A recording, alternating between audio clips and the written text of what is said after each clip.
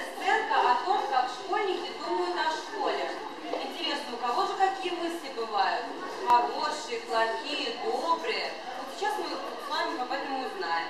Но самое интересное, что некоторые не просто думают о том, что будет в школе или как они проведут день. Наверное, все-таки они вспоминают наши сезоны. И кому-то очень нравится весна, кому-то лето, а кому мы сейчас с вами вместе узнаем.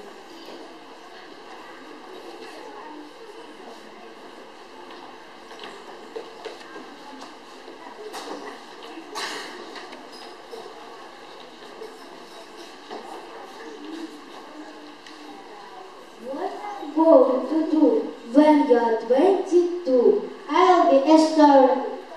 I'll make a plan. I'll teach children.